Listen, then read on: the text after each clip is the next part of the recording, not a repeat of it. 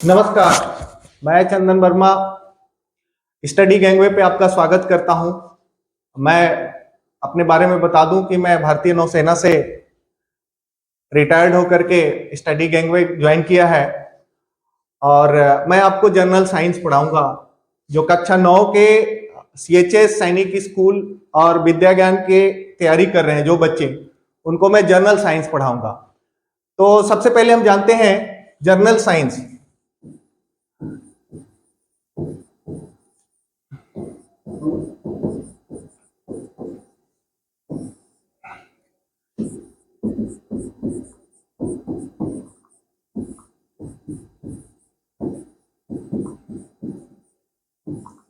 सामान्य विज्ञान, ये अलग अलग, नवोदय के लिए अलग, CHS के लिए अलग, सैनिक स्कूल के लिए अलग और विद्या ज्ञान के लिए अलग। यानी कि आप जिस किसी चीज की तैयारी कर रहे हैं या दोनों का तीनों का एग्जाम की तैयारी कर रहे हैं कक्षा 9 के लिए, तो मैं ये बताना चाहूंगा कि नवोदय में नवोदय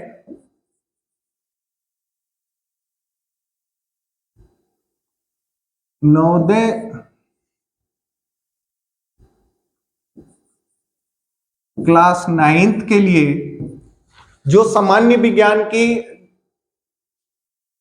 परीक्षा या जो क्वेश्चंस होते हैं वो 35 नंबर्स के होते हैं। यदि 100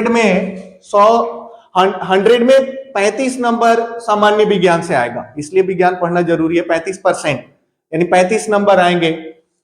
यदि आप CHS की तैयारी कर रहे हैं तो 20 क्वेश्चंस आते हैं। 20 क्वेश्चंस आते हैं। और यदि आप सैनिक स्कूल की तैयारी कर रहे हैं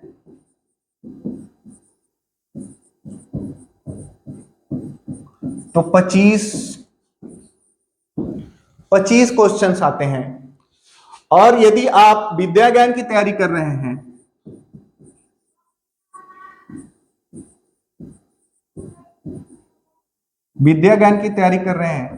तो 35 क्वेश्चंस आते हैं। कुल मिलाकर मैं ये कहना चाहूंगा कि जनरल साइंस पढ़ने हैं आपको। और यदि आप इसकी तैयारी कर रहे हैं तो आप सोचिए कि क्लास 9 जनरल साइंस सामान्य विज्ञान नवोदय क्लास 9th यानी कक्षा 9 के लिए, क्लास 9th के लिए प्रिपरेशन कर रहे हैं तो नवोदय के लिए, JNV के लिए 35 नंबर आते हैं, 35 क्वेश्चंस आते हैं सामान्य विज्ञान से। CHS में 20 नंबर आते हैं, सैनिक स्कूल में 25 नंबर आते हैं और यदि आप विद्या ज्ञान की तैयारी कर रहे हैं तो आप 35 नंबर आते हैं। तो ये बहुत ही इंपॉर्टेंट, महत्वपूर्ण रोल अदा करता है सामान्य विज्ञान, और जो कि मैं आपको पढ़ाऊंगा। और ये कोई हार्ड सब्जेक्ट नहीं है। थोड़ा सा ध्यान देंगे तो निश्चित ही आप विज्ञान तो क्लियर कर ही लेंगे। 35 में 35, 35 में 34 या 25 में 25 नंबर प्राप्त कर लेंगे। चलिए, तो आगे आपके तैयारी के ऊपर डिपेंड करता है। अब हम सीधे चलते हैं क्लासेस पे। तो मैं आपको बता दूं कि हमें क्या पढ़ना है। ये चारों के लिए कॉमन है, लगभग चारों के लिए कॉमन है जो मैंने बताया। तो विशेष सूची है, हमारे कुछ चैप्टर से जो पढ़ने हैं: मानव विज्ञान और प्रौद्योगिकी, मैन साइंस एंड टेक्नोलॉजी, रेशों से वस्त्र तक, परमाणु की संरचना, खनिज एवं धातु, सूक्ष्म जीवों का सामान्य परिचय एवं वर्गीकरण, कोशिकाओं से अंग तंत्र तक, जंतुओं में जनन, किशोरावस्था। उसके बाद देखते हैं दिव्यांगता, फसल उत्पादन, बल तथा दाब, प्रकाश एवं प्रकाश यंत्र, विद्युत धारा, चुंबकत्व, कार्बन और उसके यौगिक, ऊर्जा के वैकल्पिक स्रोत और कंप्यूटर। ये लगभग 17 चैप्टर हैं जो आप यदि कवर कर लेते हैं तो सामान्य विज्ञान से आने वाली सारी क्वेश्चंस, मैं कहूंगा कि जितने भी क्वेश्चंस होंगे लगभग इन्हीं चैप्टर से, इन्हीं विषयों से आएंगे। और ये कवर करना बहुत जरूरी है, जो कि मैं आपको step by step, 1 by 1 chapter cover कराऊंगा। तो आप देख रहे हैं कि जो टोटल 17 चैप्टर हैं और 17 चैप्टर में अब हम चलते हैं सबसे पहले चैप्टर पे। जैसा कि मैंने आपको बताया कि टोटल 17 चैप्टर्स में ही आएंगे। आप कोई भी एग्जाम की तैयारी कर रहे हैं, नवोदय, सीएचएस, सैनिक स्कूल या फिर कक्षा 8 में आप पढ़ रहे हैं, तो साइंस समझिए क्या ये क्लास बहुत ही महत्वपूर्ण होगा। कक्षा 8 में आप पढ़ रहे हैं और साइंस के लिए। तो पहला यूनिट था हमारा, पहला चैप्टर था मानव विज्ञान और प्रौद्योगिकी। मानव विज्ञान प्रौद्योगिकी में हम पढ़ेंगे मैन साइंस एंड टेक्नोलॉजी में। इसमें 3 टॉपिक हैं, मानव जीवन में परिवर्तन, विज्ञान और प्रौद्योगिकी, विज्ञान और प्रौद्योगिकी का दैनिक जीवन में उपयोग और विभिन्न क्षेत्रों में क्रांति। यानी कि मानव विज्ञान और प्रौद्योगिकी का आपस में क्या संबंध है, सबसे पहला चैप्टर है। और इस चैप्टर में हम 3 पॉइंट पढ़ेंगे और इन 3 पॉइंट्स पे लगभग 20 क्वेश्चंस हम करेंगे लास्ट में, और उसमें से 1 या 2 आ सकता है या थोड़ा बहुत चेंजेस करके आ सकता है, ये मान के चलिए।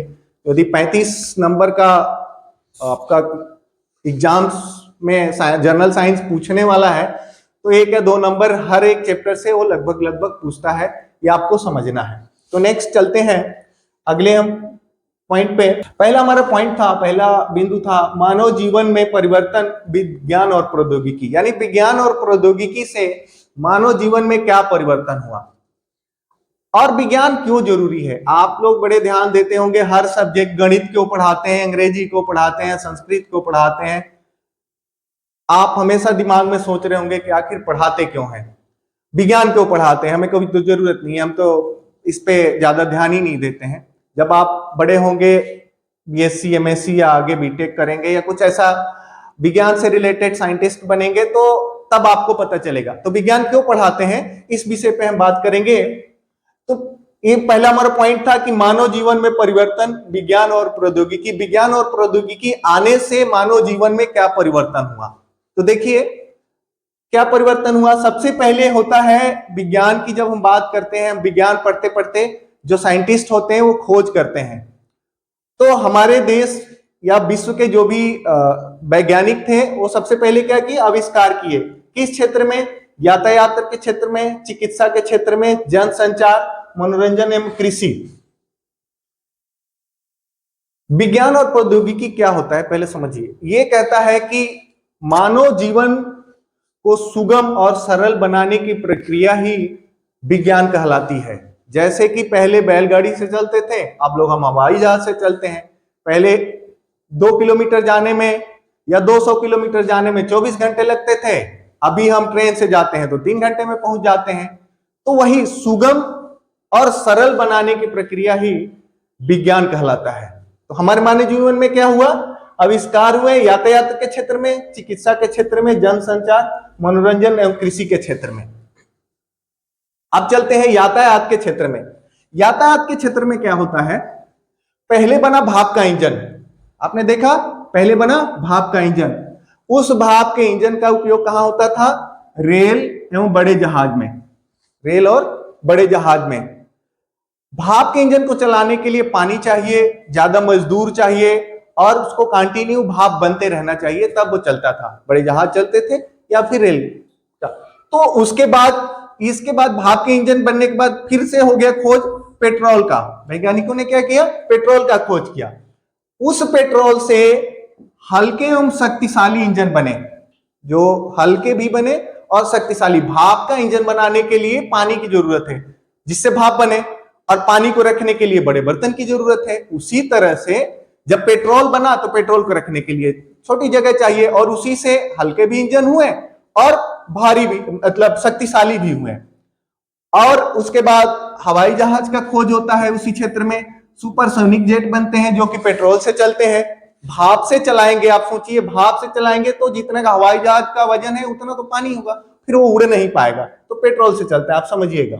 फिर हेलीकॉप्टर और ट्रेन भी पेट्रोल से चलते हैं। अभी आप देखेंगे कि इलेक्ट्रिसिटी से भी ट्रेन चलती है। आजकल इलेक्ट्रिसिटी से भी ट्रेन चल रही है, ठीक है, इलेक्ट्रिसिटी से भी ट्रेन चल रही है। उसके बाद से चिकित्सा के क्षेत्र में क्या परिवर्तन हुआ, क्या खोज हुआ, क्या हुआ, क्या सुगमता आई, यानी क्या हम लोग और उसमें आसान हुआ। तो चिकित्सा के क्षेत्र में देखते हैं एक्सरे, एक्सरे होता है, आपके हाथ पैर टूट जाते हैं तो एक्सरे होता है, एक्सरे के माध्यम से हमें पता चलता है कि कहाँ चोट लगी है, कहाँ क्या हुआ है। उसके बाद अल्ट्रासाउंड होता है, पेट में कुछ गड़बड़ हुआ है, पथरी हुआ है, उदाहरण के तौर पे आप समझ सकते हैं, या कुछ भी होता है तो अल्ट्रासाउंड कराते हैं। स्कैनर, आपके मस्तिष्क में नस का कुछ हो गया, मस्तिष्क में कुछ हुआ है तो हम स्कैनर के थ्रू स्कैन कराते हैं। उसके बाद आप जाते हैं, अब कोई बीमारी होती है तो चिकित्सा के क्षेत्र में ऐसी मतलब खोज हो चुके हैं कि जब बोलते हैं कि इसका एमआरआई करा लो। एमआरआई में क्या होता है कि आपके पुराना कोई चोट लगा है, कोई रोग है, या कुछ भी ऐसा ज्यादा दिनों से पकड़ में नहीं आ रहा है, एक्सरे अल्ट्रासाउंड स्कैनर के बाद भी पकड़ में नहीं आया तो एमआरआई कराते हैं, एमआरआई में पकड़ में आ जाता है। उसके बाद इंडोस्कोप होता है। इंडोस्कोप में क्या होता है, किसी भी अंग से हम एक पाइप डालते हैं और पेट के अंदर जाता है, पेट के अंदर क्या प्रॉब्लम है वो हमें पता चलता है। तो ये खोज हुए, आविष्कार हुए, ये हमारे मानव जीवन में परिवर्तन हुआ। पहले क्या था, अभी देखिए कितने खोज और परिवर्तन हुए। संचार के क्षेत्र में देखिए, संचार के क्षेत्र में क्या हुआ, टेलीफोन आया, टेलीफोन के बाद PCO, STD, ISD, mobile, computer, video game जो कि मनोरंजन के क्षेत्र का भी है। मोबाइल, आज का परिवेश में मोबाइल देखा जाए तो सबके हाथों में है और मोबाइल की खोज हुई तो हमारे और सुगम कर दिया। अब चलते हैं विज्ञान और प्रौद्योगिकी का दैनिक जीवन में उपयोग। अभी तक हमने पढ़ा कि क्या क्या खोज हुए, किस तरीके से किस क्षेत्र में क्या क्या बढ़ा और हमारे अब दैनिक जीवन में क्या क्या उपयोग है। पहले जानते हैं प्रौद्योगिकी क्या होता है। प्रौद्योगिकी व्यवहारिक ज्ञान, अब यहां यह शब्द है व्यवहारिक ज्ञान, बोलता है कि कोई भी यंत्र जो एक व्यवहारिक ज्ञान किसी के पास हो और जो चला सके, जैसे कंप्यूटर चलाते हैं, मोबाइल चलाते हैं, मोटर चलाते हैं, हवाई जहाज चलाते हैं, तो किसी भी यंत्र को चलाने के लिए आपके पास जो व्यवहारिक ज्ञान होता है वही प्रौद्योगिकी के अंतर्गत आता है। प्रौद्योगिकी कुछ नहीं है, आप जिसे टेक्नोलॉजी कह सकते हैं, इंग्लिश में टेक्नोलॉजी बोलते हैं। आपके पास कुछ नहीं होता है कि इसके पास एक टेक्नोलॉजी कुछ ना कुछ नॉलेज है, तभी ये लड़का ये बीटेक कर रहा है, एमटेक कर रहा है, ये जो भी है, तो टेक्नोलॉजी मैकेनिकल इंजीनियर है या कुछ भी है, तो उसके पास वो टेक्नोलॉजी का नॉलेज है, जानकारी है, और उसका यानी उसके पास वो व्यवहारिक ज्ञान है। यदि वो दे देंगे तो वो चला देगा।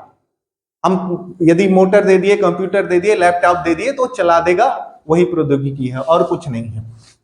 अच्छा, विज्ञान का विकास, जिस तरीके से विज्ञान का विकास होगा उसी तरह से उत्तम प्रौद्योगिकी भी मिलेगी। उदाहरण के तौर पे हम उल्टा भी कह सकते हैं कि उत्तम प्रौद्योगिकी होगी यानी अच्छा व्यवहारिक, आपको अच्छे नॉलेज होंगे, अच्छी जानकारी होगी तो विज्ञान का विकास होगा। विज्ञान का विकास होगा तो आपके पास और अधिक जानकारियां होगी। उदाहरण के तौर पे मैं ऐसे कह सकता हूं कि पहले 3G मोबाइल हुआ करता था, फिर 4G आया, अभी 5G चल रहा है। तो 5G में आप बोले 5G में विज्ञान का विकास हुआ तो साथ में आपके नॉलेज भी बढ़े, यानी आपका व्यवहारिक ज्ञान भी 5G का कैसे यूज करते हैं ये आप जानते हैं। इसके नीचे ऑलरेडी है 3G, 4G, 5G मोबाइल की नवीनतम तकनीकी है। ये देख रहे हैं आप, नवीनतम तकनीकी है, मोबाइल में आपको बताने की जरूरत नहीं है। शिक्षा के स्तर को सुधारने के लिए आईसीटी योजना, आईसीटी क्या है, इंफॉर्मेशन एंड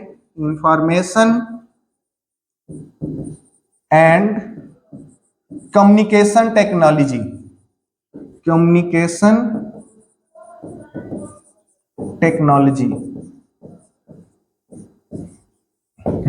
क्या होता है, शिक्षा के स्तर को सुधारने के लिए आईसीटी योजना का आरंभ दिसंबर 2004 में हुआ। यानी भारत सरकार ने एक योजना लागू किया जिसको बोलते हैं ICT, information and communication technology. इसके अंतर्गत मोबाइल के थ्रू या कंप्यूटर के थ्रू हम शिक्षा ले सकते हैं। जैसे कि अभी ऑनलाइन शिक्षा का हम व्यवस्था देखें तो हम समझ सकते हैं कंप्यूटर के माध्यम से। ये बहुत पहले से चल रहा था, कोरोना काल में कुछ ज्यादा ही चला ऑनलाइन पढ़ने का तरीका, तो आईसीटी के अंतर्गत आता है। ये 2004 से ही चल रहा है, बट कोरोना काल में ज्यादा उसका उपयोग हुआ। अब चलते हैं भारतीय अंतरिक्ष कार्यक्रम। अंतरिक्ष के क्षेत्र में भी बहुत सारे हमारे उपयोग हुए या उपयोग हो रहे हैं। उपग्रह छोड़ रहे हैं, टीवी चलाने के लिए उपग्रह छोड़ रहे हैं। अभी चंद्रमा पे पहुंचे थे कुछ दिन पहले। तो अंतरिक्ष के क्षेत्र में बहुत ही विकास किया है, चाहे कह सकते हैं हमारे देश या साइंस ने। तो हमारे देश में डॉक्टर विक्रम साराभाई की संकल्पना है, यानी हम कह सकते हैं कि जो अंतरिक्ष के क्षेत्र में विकास का सबसे बड़ा योगदान, या फिर कह सकते हैं जनक, विक्रम साराभाई को कहते हैं। अगला हम एडुसेट। एडुसेट एक पहला उपग्रह है जो शिक्षा के लिए समर्पित है। जो एडुसेट एक उपग्रह भारतीय मतलब जहां से हमारा प्रक्षेपण होता है उपग्रह का, वहां से छोड़ा गया है एडुसेट नाम का उपग्रह, जो शिक्षा के लिए स्पेशली हमारे जो ऑनलाइन शिक्षा है उनके लिए ये है। अब हर स्कूलों में धीरे धीरे अब ऑनलाइन शिक्षा को बढ़ावा दिया जा रहा है। टेली चिकित्सा एक नवीनतम चिकित्सा की प्रणाली है। टेली चिकित्सा मतलब अभी मतलब अंदर आप जैसे कि अब टेलीस्कोप डाला था, उसी तरह से आप कुछ नहीं डालने की जरूरत है, ऐसे ही आपको स्कैनिंग करके मशीन में डाल के स्कैनिंग करके देखा जा सकता है। आगे देखते हैं। हाँ, अगला क्या उपयोग में आया, हमारे छिड़काव तंत्र एवं ड्रिप तंत्र सिंचाई के साधन है। जब पहले क्या होता था कि हम लोग नहर के थ्रू, ट्यूबवेल के थ्रू, या ये आगे मैं बताऊंगा, इसके थ्रू सिंचाई करते थे। लेकिन साइंस ने ऐसा किया कि छिड़काव तंत्र मतलब ऐसा मशीन बनाया, हैलो से भी या इस तरीके का मशीन बनाया कि कम पानी में ज्यादा से ज्यादा सिंचाई हो सकता है। उसके बाद आता है डिजिटल इंडिया। डिजिटल इंडिया आप देख ही रहे हैं, हर जगह डिजिटल हो गया है, पेमेंट हो या कुछ भी हो। तो डिजिटल इंडिया किसका है? ई गवर्नेंस की उपलब्धि है। यानी हमारे सरकार ने एक ई गवर्नेंस विभाग बनाया है जिसमें डिजिटल इंडिया को बढ़ावा दिया जा रहा है। जितना डिजिटल पढ़ा जाए, पेपरलेस काम किया जाए। पेपर हम ज्यादा यूज नहीं करेंगे तो पेड़ नहीं कटेंगे, और पेड़ नहीं कटेंगे तो हमें ऑक्सीजन मिलेगा। इसके विषय में हम आगे बात करेंगे। विनिर्माण रोजगार सृजन को बढ़ावा देने के लिए काफी सफल माध्यम है। विनिर्माण स्टार्टअप, मतलब अपने ही देश में सामान बने, इसका बढ़ावा हमारा भारत सरकार दे रहा है। ई कॉमर्स, ई गवर्नेंस आदि डिजिटल भारत की देन है। ये देखो, पहले भारत ही एक ऐसा देश है आज के युग में जो डिजिटल इंडिया के लिए काम, मतलब डिजिटल इंडिया बोल के जितने भी काम हो रहे हैं भारत में सबसे ज्यादा हो रहे हैं अन्य देशों की अपेक्षा। अब हम आगे चलते हैं। ये तो आपने देखा कि विज्ञान और प्रौद्योगिकी का हमारे मानव जीवन में परिवर्तन और उपयोग, ये दोनों होने के बाद क्या हुआ, तो हमारे देश विभिन्न क्षेत्रों में क्रांति, विज्ञान और प्रौद्योगिकी से विभिन्न क्षेत्रों में क्रांतियां आई। तो सबसे पहले क्रांति देखा जाए तो कृषि के क्षेत्र में हम बात करते हैं। कृषि के क्षेत्र में क्रांति हुआ, और एक क्रांति आई हरित क्रांति, जिसको माने फसल उत्पादन के क्षेत्र में जो क्रांति आई उसको हम हरित क्रांति कहते हैं। तो देखते हैं, आधुनिक कृषि उपकरणों, उन्नतशील बीज, उर्वरकों और पर्याप्त सिंचाई के साधन द्वारा कृषि उपज में आशातीत वृद्धि को हरित क्रांति कहते हैं। या हम कह सकते हैं कि फसलों में मतलब वृद्धि होने, ज्यादा से ज्यादा अनाज हमारे देश में पैदावार हो, उतने ही जगह में, लाइक 100 मीटर में यदि 1 क्विंटल निकल रहा है तो 100 मीटर में ही 3 क्विंटल कैसे निकले, इसके लिए जब हम बात करते हैं तो इस क्षेत्र में, कृषि के क्षेत्र में जो क्रांति, हरित क्रांति, तो उदाहरण के तौर पे जब हमारा देश आजाद हुआ तो हमारे पास कुछ भी ऐसे संयंत्र नहीं थे जिससे कि हम यूज करके 1 क्विंटल की जगह 3 क्विंटल मतलब अनाज पैदा कर सकें। लेकिन जब हरित क्रांति आई, उस हरित क्रांति में बहुत सारे ऐसे संयंत्र बने, कह सकते हैं कि जैसे कि ट्रैक्टर, पहले हमारा बैल के द्वारा, हल के द्वारा खेत की जुताई करते थे, कुओं नहर से सिंचाई करते थे। तो अभी हम ट्यूबवेल से सिंचाई करते हैं और ट्रैक्टर के द्वारा खेत की जुताई करते हैं। तो जो पैदावार 100 किलो था, 100 मीटर में हम कह सकते हैं कि आज के युग में 3 क्विंटल है।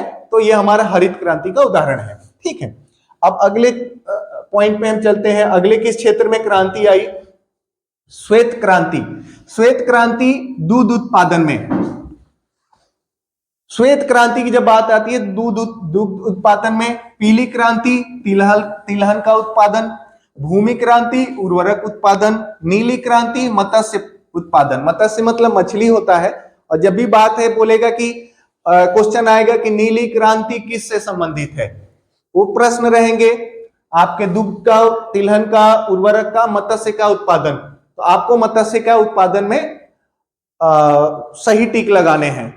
और ये ऐसे क्वेश्चंस आते हैं, सिंपल रहते हैं, हम खाली बल दाब और ये अन्य चीजों पे ध्यान देते हैं, ये छोटी बड़ी चीजों पर ध्यान नहीं देते हैं। ये जर्नल साइंस है, जनरल चीजें कुछ भी उठा के पूछ सकता है।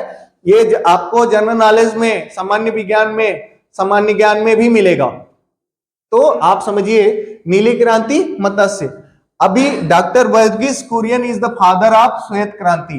दुग्ध उत्पादन के क्षेत्र में जो वैज्ञानिक ने सबसे ज्यादा काम किया और जिसने बताया कि ऐसे ऐसे करने से दूध उत्पादन होगा, डेयरी फार्म खोलना होगा, हमें एक जगह दूध इकट्ठा करना होगा, उससे ये निकालना होगा, ये बनाना होगा, पैकेट का दूध बनाना होगा, ये करना होगा, उसका हम कह सकते हैं जो फर्स्ट वैज्ञानिक थे डॉक्टर वर्गीस कुरियन थे। उसी तरह हरित क्रांति के डॉक्टर स्वामीनाथन थे, ये भी याद रखिएगा, लिखा नहीं हूं, डॉक्टर स्वामीनाथन थे। उन्होंने बताया कि हरित क्रांति किस तरीके से हो सकता है। विज्ञान और प्रौद्योगिकी के विकास से विभिन्न क्षेत्रों में क्रांतिकारी परिवर्तन हुए। जैसे एक तो क्रांति आई, उसके बाद परिवर्तन भी हो गया। उदाहरण के तौर पर देखिए औद्योगिक क्रांति, छोटी से बड़ी मशीनों का निर्माण। पहले छोटे छोटे मशीन बनते थे, अभी बहुत बड़े बड़े मशीन बन रहे हैं, बहुत बड़े बड़े मशीन बन रहे हैं, जिससे हमें मतलब काम करने में आसानी होता है। एग्जाम्पल के तौर पे छोटे मोटे वाहन, रेल इंजन, युद्धपोत, टैंक, टीवी, हवाई जहाज इत्यादि। औद्योगिक क्षेत्र में क्रांति, औद्योगिक क्षेत्र में क्रांति कैसे आया? जनसंचार के क्षेत्र में, जनसंचार के क्षेत्र में कंप्यूटर, मोबाइल, ईमेल, इंटरनेट आदि। कृषि के क्षेत्र में जैसा कि मैं अभी बताया कि जब हरित क्रांति की बात होती है तो क्रांति थी, लाया, लेकिन लाने के लिए हमें औद्योगिक क्षेत्र की तरफ बढ़ना पड़ा और काम करना पड़ा। तो उसके लिए ट्रैक्टर, अच्छे प्रकार के हल, ट्यूबवेल, कीटनाशक दवाएं, उन्नत कोटि के बीज और रासायनिक उर्वरक, इतने सब सामान चाहिए। तब मतलब सामान को बनाने के लिए वैज्ञानिकों ने बहुत स्पेशली इस पे आविष्कार किया कि भाई ट्यूबवेल होना चाहिए, कीटनाशक दवाएं, और जो कीड़े मकोड़े खा जाते थे अनाज। जब आजादी के टाइम या कह सकते हैं कि 50 साल पहले क्या होता था कि कीड़े आकर के अनाज खा जाते थे, फिर पैदावार अच्छी नहीं होती थी। तो कीटनाशक दवाएं बना और उससे हम लोग छिड़क करके इस अपना कीड़ों से बचाते थे और इस तरीके से हमारा पैदावार बढ़ता गया ना। आगे देखते हैं ईंधन के क्षेत्र में। पहले देखिए, पहले पेड़ की सूखी पत्तियां, आप लोगों ने नहीं देखा होगा या देखा होगा, पेड़ की सूखी पत्तियों को इकट्ठा किया जाता था, फिर चूल्हे में जलाया जाता था और उससे खाना बनाया जाता था। तो सुशील चंद ऐसा होता था। लेकिन उसके बाद आया गोबर गैस। गोबर गैस का उपयोग कर करके उसको बनाया, गोबर से तैयार होता था, तैयार करने गोबर से तैयार उपले। उपले तो आप समझते ही होंगे क्या होता है, भोजपुरी में उसको चिपरी बोलते हैं, घोटा बोलते हैं। यदि भोजपुरी क्षेत्र से हैं तो आप समझ जाइएगा। तो ये कहते हैं पहले पेड़ की सूखी पत्तियां, फिर गोबर गैस या फिर गोबर से तैयार उपले, लकड़ी, कोयला, मिट्टी का तेल। अब ईंधन के क्षेत्र में क्या आ गया है? अब पेट्रोल आ गया है, diesel, LPG gas, solar cooker, electrical cooker, etc. यहां से देखिएगा, यहां से समझिए, पहले क्या होते थे, अभी भी हो रहे हैं, ऐसा कुछ नहीं है, हर जगह नहीं हो रहा है लेकिन कहीं कहीं हो रहा होगा। पहले पेड़ की सूखी पत्तियों को इकट्ठा करके ईंधन का काम किया जाता था, खाना बनाया जाता था। फिर गोबर गैस से खाना बनाया जाता था, जो भी लाइट जलाए जाते थे। गोबर से तैयार उपले, जिसको भोजपुरी में मैंने बताया ही। फिर लकड़ी से, कोयला से, मिट्टी का तेल, यहां तक तो समझ में आ गया। अब किससे ईंधन का हम उपयोग कर रहे हैं? अब पेट्रोल के माध्यम से कर रहे हैं, डीजल के माध्यम से, ट्रैक्टर या जहां भी यूज कर रहे हैं। एलपीजी गैस, लिक्विफाइड, एलपीजी का फुल फॉर्म होता है लिक्विफाइड पेट्रोलियम गैस। ये क्वेश्चन आएगा, एलपीजी का फुल फॉर्म क्या है, तो आप ध्यान पर रखिए, लिक्विफाइड पेट्रोलियम, ये वो है गैस, लिक्विफाइड पेट्रोलियम गैस, ये आप आ सकता है। उसके बाद सोलर कुकर, और अब आता है इलेक्ट्रिकल कुकर। इलेक्ट्रिकल कुकर समझते हैं, इंडक्शन बोलते हैं। हर घर में आजकल इंडक्शन ही चल रहा है, जल्दी लगाइए, गर्म कीजिए, तुरंत चावल दाल सब्जी बन गए। और तो ये है क्रांति, ईंधन के क्षेत्र में क्रांति हुआ। अब कहीं जाने की, कहीं लकड़ी, कहीं उपले, कहीं किसी की जरूरत नहीं है। अब चिकित्सा के क्षेत्र में क्या हुआ? पहले हैजा होता था, मियादी बुखार होता था, उसका सफल इलाज के लिए दवाइयां बनी। काली खांसी होती थी, पोलियो होता था, पोलियो का टीकाकरण आपको पता ही होगा। टीबी की रोकथाम हेतु प्रतिरोधी टीका भी लगाया जाता है। अल्ट्रासाउंड, अभी मैं पिछले पॉइंट में बताया था कि अल्ट्रासाउंड हमारे चिकित्सा के क्षेत्र में एक नया आविष्कार हुआ, जिससे हमें रोग, एक्सरे, एंडोस्कोपी, देखिए यहाँ पे एंडोस्कोपी से अंदरूनी भाग की जांच, किसके? शरीर के अंदरूनी भाग की जांच एंडोस्कोपी से होती है। जैसे कि मैं बताया कि मुंह से पाइप डालते हैं और पेट के अंदर जाता है, वो उसमें दूरबीन रहता है और उसके अंदर ही वो चलता रहता है मशीन के थ्रू, और उसमें देख सकते हैं कि क्या चल रहा है, ठीक है। उसके बाद एमआरआई हुआ, उसके बाद आईवीएफ, उसके बाद अंग प्रत्यारोपण, मतलब अब किडनी भी चाहे तो, आप सुनते भी होंगे कि उसने अपना किडनी दे दिया या उसने किडनी ले लिया। तो आजकल हर चीज चेंज हो रहा है, अंग प्रत्यारोपण उसी को बोलते हैं, यानी इस अंग को दूसरे शरीर में लगाना और दूसरे अंग को इसमें लगाना। उसके बाद राष्ट्रीय सुरक्षा की बात करते हैं हम। विज्ञान और प्रौद्योगिकी ने राष्ट्रीय सुरक्षा में भी अच्छा योगदान दिया, परिवर्तन हुए, चेंजेज हुए। तो राष्ट्रीय सुरक्षा में क्या हुआ? पृथ्वी, अग्नि, त्रिशूल, ब्रह्मोस मिसाइल का निर्माण, ठीक है। ये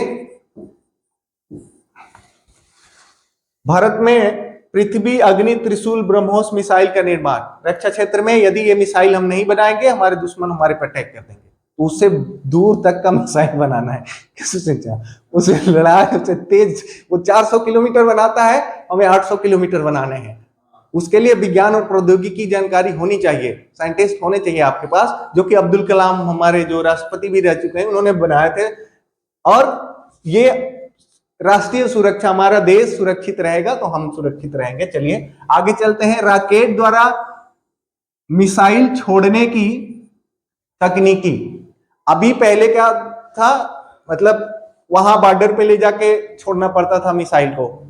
मैं तो सिर्फ डिफेंस वाला हूं, आपको पता ही होगा, तो मैं बता दूं कि अब क्या है, रॉकेट द्वारा, कहीं जाने की जरूरत नहीं है, रॉकेट जैसे सिस्टम में डालिए, वो उधर गिरा के और रॉकेट आ जाएगा वापस जहां से छोड़े थे।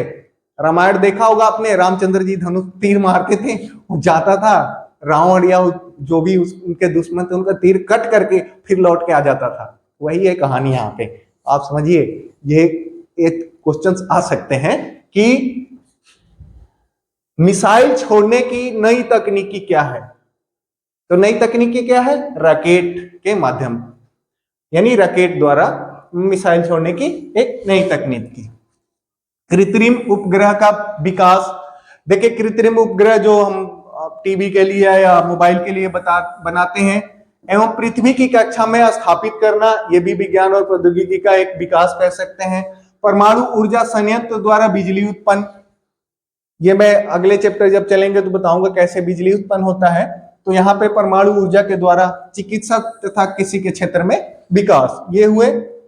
अब आगे हम बढ़ते हैं अंतरिक्ष के क्षेत्र में। अंतरिक्ष के क्षेत्र में जैसे कि मैं बताया था कि बहुत सारी चीजें हुई, विकास हुआ, वैज्ञानिक अंतरिक्ष में पहुंचे, चांद पे भी पहुंच गए हैं, लेकिन उनसे कुछ पॉइंट्स हैं उनको याद करने योग्य है। अंतरिक्ष में पहुंचने वाला प्रथम व्यक्ति कौन था? यूरी गागरिन, रसिया का रहने वाला था। और आप हमेशा याद रखिए कि प्रथम व्यक्ति पूछ रहा है, प्रथम भारतीय नहीं पूछ रहा है। उस टाइम आप थोड़ा सा डिस्टर्ब हो जाएंगे जब पूछेगा कि अंतरिक्ष में जाने वाला प्रथम भारतीय, तो आप यूरी गागरिन याद नहीं, राकेश शर्मा याद रखेंगे। भारतीय था राकेश शर्मा। और विश्व में जब यहाँ पे भारत का या किसी देश का नाम नहीं ले रहा है तो वहां पे सीधे यूरी गागरिन का नाम लिखेंगे। भारत की जब बात करेगा तो राकेश शर्मा का नाम लिखेंगे। प्रथम भारतीय महिला अंतरिक्ष यात्री, जो प्रथम भारतीय महिला थी जो अंतरिक्ष में गई, उसका नाम कल्पना चावला था, याद रखिएगा। और भारत का प्रथम चालक रहित विमान, अभी तक तो पायलट साइलट चला रहे थे, आपको लेके जा रहे थे, अभी ऐसे हवाई जहाज आ गए हैं जो चालक रहित हैं। वहां चालक की जरूरत नहीं है, ऐसे ही चलेगा, रिमोट के थ्रू बैठे हैं, गलती से कुछ खराब हुआ तो पायलट उसमें रहेगा नहीं। आप आगे समझ जाइएगा कुछ क्या हो सकता है, ठीक है। अभी लास्ट हमारा पॉइंट है, लास्ट हमारा पीपीटी है। अभी तक आपने देखा बहुत सारे क्षेत्र में देखा कि परिवर्तन हुए, उपयोग में आए और हमारा जीवन सरल हुआ, 5G आ गए, ये हुआ। तो इस साइंस ने हमारे जीवन को बहुत सरल बना दिया है। घर बैठे हम आजकल तो अमेजन से घर बैठे, फ्लिपकार्ट से या किसी से घर मंगा लो आइटम, सब पेमेंट वेमेंट सब हो जा रहा है, उदाहरण दे रहा हूं। तो ये तो फायदे हैं, बहुत सारे फायदे हैं, लेकिन हानियां भी कुछ हैं साइंस के बढ़ने से। और उस हानियों को मैं इस लास्ट पीपीटी में आपको मैं बताना चाहूंगा। तो देखिए, विज्ञान और प्रौद्योगिकी से हानियां, बड़े बड़े उद्योग बढ़ने से, बड़े बड़े उद्योग बढ़ते गए, बहुत बड़ी फैक्ट्रियां, मोबाइल फैक्ट्री, जूट फैक्ट्री, ये फैक्ट्री, चेयर फैक्ट्री, बहुत सारी फैक्ट्रियां बन रही हैं। तो बड़े बड़े उद्योग बढ़ने से अपशिष्ट पदार्थ द्वारा नदियों में जल प्रदूषण, तो उससे जो अपशिष्ट पदार्थ निकलते हैं, गंदे पदार्थ निकलते हैं, वो नदियों में जाते हैं या समुद्र में जाते हैं। तो वहां जो जल पहले पीने योग्य होता था 10-20 साल पहले, आज आप देख सकते हैं कितने कचरे हैं। साफ सफाई के लिए भी गंगा योजना और क्या क्या योजनाएं चल रही हैं। तो इसमें मैं कहना चाहूंगा कि बड़े बड़े उद्योग बढ़ने से, मोबाइल तो हमें मिल रहा है, सीमेंट तो मिल रहा है, हमें कुर्सियां चेयर या जो भी चाहिए एकदम फैक्ट्री से कपड़े अच्छे अच्छे जो भी मिल रहे हैं, लेकिन उससे जो गंदे या अपशिष्ट पदार्थ निकल रहे हैं वो नदियों में जा रहे हैं और जल प्रदूषण हो रहा है, जो हमारे लिए हानिकारक है, वातावरण के लिए हानिकारक है और हमारी जिंदगी के लिए हानिकारक है।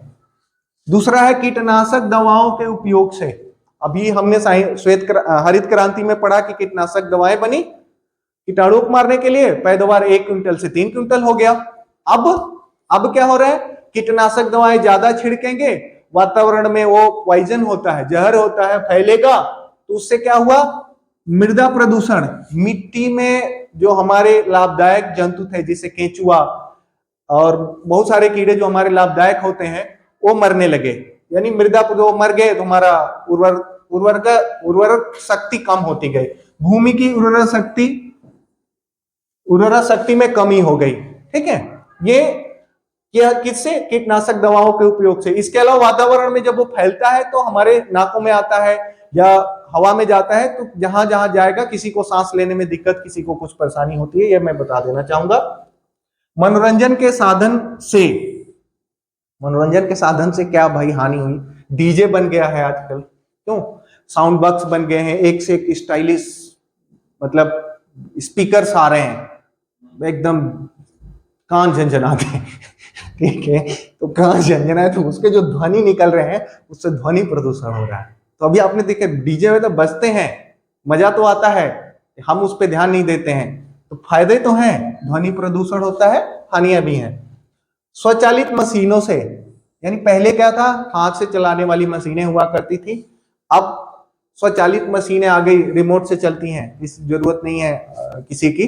तो उससे क्या हुआ, मजदूरों की आवश्यकता में कमी हुई और बेरोजगारी बढ़ा। उदाहरण के तौर पे कंप्यूटर से पहले टाइपराइटर या उससे पहले हाथ से लिखना होता था तो 10 लोग एक काम करते थे, आज कंप्यूटर आ गया, एक ही आदमी काम करता है 10 लोग के बराबर। तो 9 लोग बेरोजगार हो गए, वही बेरोजगारी बढ़ रही है और फिर वो इधर उधर काम करेंगे, उन कमी पड़ेगी। तो साइंस ने हमें अच्छा जीवन तो दे रहा है, उसके साथ साथ हमें बेरोजगार भी कर रहा है, हमें कुछ अन्य काम ऐसे जो मतलब हमारी जीविका के लिए चाहिए वो नहीं हो पा रहे हैं। अगला है जंगलों के अंधाधुंध कटाई, लकड़ी काट रहे हैं अंधाधुंध, जंगलों की कटाइयां हो रही है फैक्ट्री बैठाने के लिए। पिक्चरों में तो आप देखते ही होंगे, जंगल काटने के लिए या ये होता है तो गुंडा हीरो वाली कहानी रहती है। तो उससे क्या हो रहा है, वातावरण प्रदूषित हो रहा है। वातावरण प्रदूषण से क्या हो रहा है, बाघों की संख्या में कमी तथा उनके अस्तित्व का खतरा। बाघ ही नहीं, जो भी जंगली जानवर है, जंगल कटने से देखा जाए तो उनके अस्तित्व का खतरा है। वो जानवर जाएंगे कहाँ, पक्षियां जाएंगी कहाँ। पहले बहुत पक्षियां होती थी, जंगल कट गए, पेड़ पौधे कट गए, अपनी सुविधा के लिए लोग घर बनाए, फैक्ट्री बनाए, दुकान बनाए, और आज उनका ये हाल है, जो पक्षी पशु वो विलुप्त होते जा रहे हैं। तो फायदे तो मैंने गिना दिए, ये हानियां हैं। अच्छा, लास्ट पॉइंट ये है, हानियों से बचने के लिए, यानी ये दोनों चीजों की बताने के बाद, विज्ञान और प्रौद्योगिकी में जाने के बाद, हानियों से बचने के लिए, हानियों से बचाने के लिए प्राकृतिक संसाधनों का समझदारी से उपयोग। पूरे विज्ञान और प्रौद्योगिकी इस चैप्टर में मैं ये कहना चाहूंगा, जो भी कार्य हो, आप करें, साइंटिस्ट करें या जो भी करें, या आपके दिमाग में होना चाहिए, क्वेश्चन भी आ सकता है कि विज्ञान हानियों से, यानी विज्ञान प्रौद्योगिकी के थ्रू हानियों से बचने के लिए क्या करना चाहिए। तो जो भी प्राकृतिक संसाधन है उनका हमें सावधानी से या समझदारी से उपयोग में करना चाहिए। इसके बाद इसी पे हमारे 20 क्वेश्चन है। मैं आपको अगले अगले अपने वीडियोस में कराऊंगा, एक एक पॉइंट जो जितना मैंने पढ़ाया है उसी से रिलेटेड है। तो आप पहले वाला वीडियो देखिए या ये वाला वीडियो देखते हैं तो आप अगला 20 क्वेश्चन करेंगे नेक्स्ट वीडियो में, और वो वीडियो में आप नेक्स्ट क्वेश्चन में करेंगे तो ऑटोमेटिकली वो 20 क्वेश्चन इसी से रिलेटेड है। मैं 100% कहता हूं कि 20 में 20 आप सही करेंगे और आपके अंदर एक कॉन्फिडेंस आएगा।